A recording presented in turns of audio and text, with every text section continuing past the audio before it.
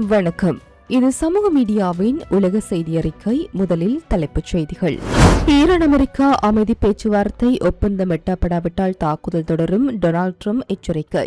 அமெரிக்காவுடன் புதிய பேச்சுவார்த்தை இல்லை, ஈரான் அதிரடி மறுப்பு. ஹார்மஸ் ஜலசந்தியில் தொடரும் பதற்றம். எர்பிலில் தூதரக பகுதி அருகே தொடர் வெடிப்புகள். ஈராக்கின் முக்கிய எரிவாயு வயல் மீது ட்ரோன் தாக்குதல். ஹார்மஸ் ஜலசந்தி பாணியில் பாப்பல் மண்டாப்பில் கூதிகளின் அச்சுறுத்தல். ஜேமன் வெளியுறவு அமைச்சர் எச்சரிக்கை. ஈரானுக்கு ரஷ்யா உதவுகின்றதா? புதனிடம் பேசப்போவதாக ட்ரம்ப் அறிவிப்பு.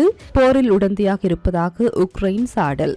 ஈரானுடனான அமைதி பேச்சுவார்த்தைகள் முடிவடையும் வரை ஒப்பந்தத்தின் விவரங்களை வெளியிட முடியாது என்றும், உடன்பாடு எட்டப்படாவிட்டால் மீண்டும் ராணுவ தாக்குதல்கள் தொடரும் என்றும் அமெரிக்க அதிபர் டொனால்ட் ட்ரம்ப் எச்சரித்துள்ளார். கடந்த 13 நாட்களாக ஈரான் இலக்குகள் மீது அமெரிக்கா தொடர்ந்து வான்வழி தாக்குதல்களை நடத்தி வந்த நிலையில் ஜூலை 24 மாலைக்கு பிறகு தாக்குதல்கள் தற்காலிகமாக நிறுத்தப்பட்டுள்ளன. இதனிடையே ஏர்போர்ஸ் ஒன் விமானத்தில் செய்தியாளர்களிடம் பேசிய அதிபர் ட்ரம்ப் தற்போதைய கள நிலவரம் மற்றும் பேச்சுவார்த்தைகள் குறித்து முக்கிய தகவல்களை பகிர்ந்து கொண்டார். பேச்சுவார்த்தைகள் தொடர்ந்து நடைபெற்று வருவதால் ஒப்பந்தத்தின் தன்மைகள் குறித்து ட்ரம்ப் எவ்வித நேரடி அறிகுறியையும் வெளிப்படுத்தவில்லை. பெரும்பாலான ராஜதந்திர முடிவுகள் திரைக்கு பின்னால் மேற்கொள்ளப்பட்டு வருவதாக குறிப்பிட்ட அவர் பேச்சுவார்த்தைகளில் ஒரு நல்ல முடிவு எட்டப்பட வாய்ப்புள்ளதாக நம்பிக்கை தெரிவித்தார். மேலும் தெஹ்ரானை நேரடியாகவும் இடைத்தரகர் மூலமாகவும் பேச்சுவார்த்தைகளுக்கு முன் வந்துள்ளதாக தெரிவித்த ட்ரம்ப், அவர்கள் சந்திக்க விரும்புகின்றார்கள், நாங்களும் சந்திக்கின்றோம். இந்த 13 நாள் தாக்குதல்கள் இல்லையெனில் ஈரான் பேச்சுவார்த்தைக்கு வந்திருக்காது.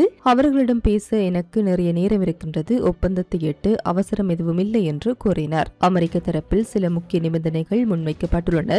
ஈரானிடம் அணு ஆயுதங்கள் முற்றிலுமாக இருக்கக்கூடாது. ஹார்மஸ் ஜலசந்தி மீண்டும் பாதுகாப்பாக திறக்கப்பட வேண்டும். ஈரானின் ஏவுகணை திட்டம் மற்றும் கூதிகள் உள்ளிட்ட பதிலிப்படைகளின் நடவடிக்கைகள் குறித்து விவாதிக்கப்பட வேண்டும். பேச்சுவார்த்தைகள் தோல்வியடைந்தால் தன்னிடம் பிளான் பி இருப்பதாக ட்ரம்ப் கூறியுள்ளார். ஒப்பந்தம் செய்யப்படவில்லை எனில் 2 நாட்களுக்கு முன்பு நாம் என்ன செய்து கொண்டிருந்தோமோ அதையே மீண்டும் செய்ய தொடங்குவோம் என ட்ரம்ப் திட்டவட்டமாக தெரிவித்தார். இஸ்ரேலிய பிரதமர் பெஞ்சமின் நெதன்யாகுவுடன் சில சிறிய கருத்து வேறுபாடுகள் இருந்தாலும் இரு நாட்டின் நிலைப்பாடுகளும் கிட்டத்தட்ட ஒன்றாகவே இருப்பதாகவும் அவர் குறிப்பிட்டார். ஐநாவுக்கான அமெரிக்க தூதர் மைக் வால்ஸ்ட் கூறுகையில், ராஜதந்திர ரீதியில் பேச்சுவார்த்தை நடத்தவே அதிபர் ட்ரம்ப் அவகாசம் அளித்துள்ளதாகவும், ஈரான் இதை தீவிரமாக அணுகாவிட்டால் மீண்டும் ராணுவ நடவடிக்கை எடுக்க அமெரிக்கா தயங்காது என்றும் கூறினார். அமெரிக்கா மற்றும் ஈரானிய பிரதிநிதிகள் அமைதி பேச்சுவார்த்தைக்காக சந்தித்து வருவதாக அதிபர் ட்ரம்ப் திங்களன்று உறுதிப்படுத்திய போதிலும், அமெரிக்காவுடன் தாங்கள் தற்பொழுது எந்தவொரு பேச்சுவார்த்தையிலும் ஈடுபடவில்லை என்று ஈரான் பகிரங்கமாக மறுத்து வருகின்றது.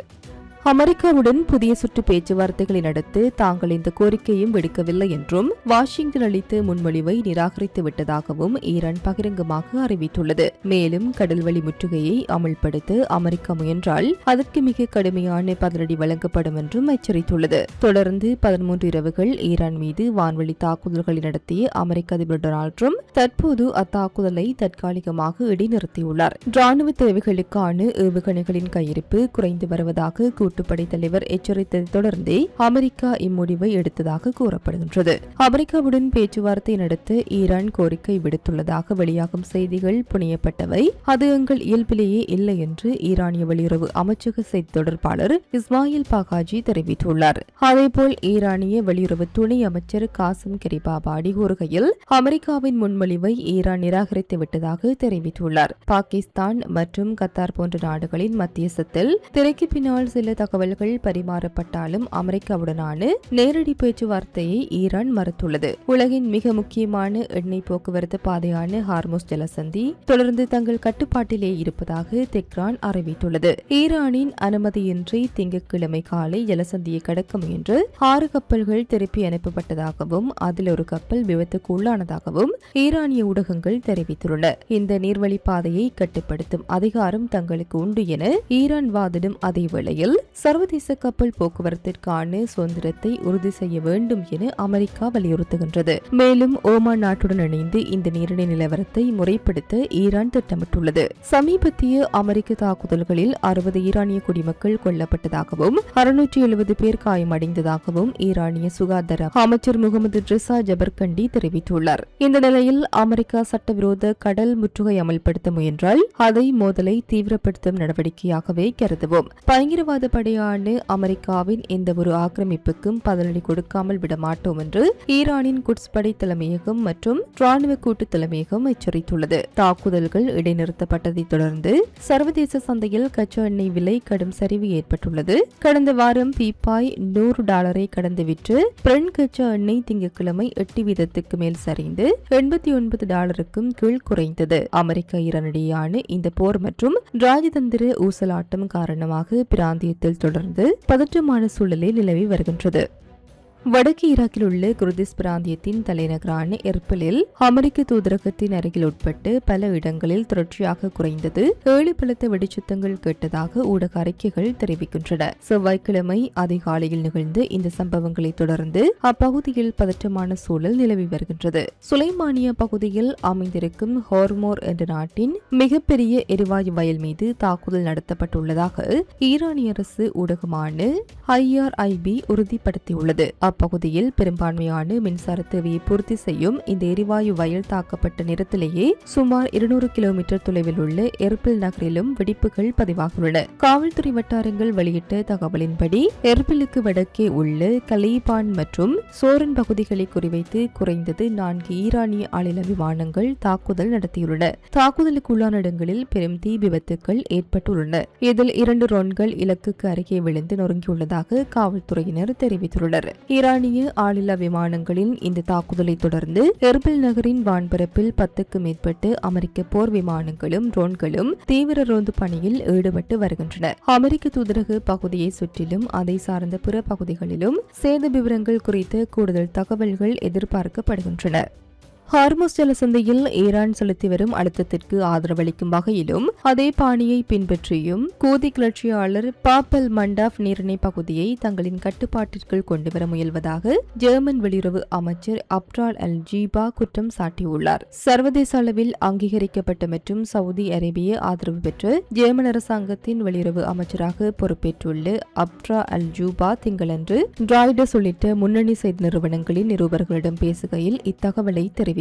ஹார்முஸ் ஜலசந்தியை சுற்றியுள்ள சர்வதேச கப்பல் போக்குவரத்தை கட்டுப்படுத்த ஈரான் மேற்கொள்ளும் அதே சட்டவிரோத முறையை கவுதிகள் பாப்பல் மண்டாப் பகுதியிலும் நடைமுறைப்படுத்த முயற்சிப்பதாக அமைச்சர் அல் ஜூபா சுட்டிக்காட்டினார். கடந்த சில ஆண்டுகளாக செங்கடல் மற்றும் அதை சுற்றியுள்ள பகுதிகளில் வர்த்தக கப்பல்கள் மீது கவுதி கிளர்ச்சியாளர்கள் நடத்தி வரும் தொடர் தாக்குதல்கள் குறித்து சர்வதேச சமூகம் போதிய கவனமும் தீவிர நடவடிக்கையும் எடுக்க தவறிவிட்டது என்றும் இந்த மெத்தன போக்கே கவுதிகளுக்கு மேலதிக தைரியத்தை கொடுத்துள்ளதாகவும் அவர் கவலை தெரிவித்தார். உலகின் முக்கிய வர்த்தக பாதையான பாப்பல் மண்டாப் பகுதியில் கவுதிகளின் இந்த நடவடிக்கை சர்வதேச கடல்வழி போக்குவரத்திற்கும் பிராந்திய பாதுகாப்பிற்கும் பெரும் அச்சுறுத்தலாக உருவெடுத்துள்ளது. பாரசீக வளைகுடாவில் உள்ள அமெரிக்க ராணுவ தளங்களின் செயற்கைக்கோள் படங்களை இலக்குகளை தாக்குவதற்காக ஈரானுக்கு ரஷ்யா வழங்கி வருவதாக உக்ரைன் அதிபர் வோலோடிமிர் ஜெலன்ஸ்கி குற்றம் சாட்டியுள்ளார். இக்குற்றச்சாட்டு குறித்து ரஷ்ய அதிபர் விளாடிமிர் புதினிடம் நேரில் கேட்க உள்ளதாக அமெரிக்க அதிபர் டொனால்ட் ட்ரம்ப் தெரிவித்துள்ளார். ஜூலை 25 அன்று இதுகுறித்து பேசிய உக்ரைன் அதிபர் ஜெலன்ஸ்கி பக்ரைன், ஜோர்டான் மற்றும் குவைத்தில் உள்ள 4 அமெரிக்க விமானப்படை தளங்களை ரஷ்ய செயற்கைக்கோள்கள் தொடர்ந்து கண்காணித்து அது குறித்த படங்களை ஈரானுக்கு வழங்கி வருகின்றன என்றார். செய்தியாளர்களின் கேள்விகளுக்கு பதிலளித்த அதிபர் ட்ரம்ப் ஜெலன்ஸ்கியின் கூற்று உண்மையா என்பதை முதலில் கண்டறிய வேண்டும். இதுகுறித்து நான் புதினிடம் பேசுவேன். அமெரிக்க ராணுவம் ஏற்கனவே அந்த வளைகுடா ராணுவ வசதிகளை முழுமையாக செயலுக்கு செய்துவிட்டதால் இத்தகவல்களால் பெரிய பாதிப்பு எதுவும் இல்லை. முன்னர் வெனிசுலாவிற்கு ரஷ்யா நிறைய ராணுவ உபகரணங்களை கொடுத்தது, ஆனால் அது அவர்களுக்கு எந்த பலனையும் அளிக்கவில்லை என்று குறிப்பிட்டார். முன்னதாக காஸ்பியன் கடலில் உள்ள தங்களது வர்த்தக கப்பல் மீது உக்ரைன் தாக்குதல் நடத்தியதாகவும்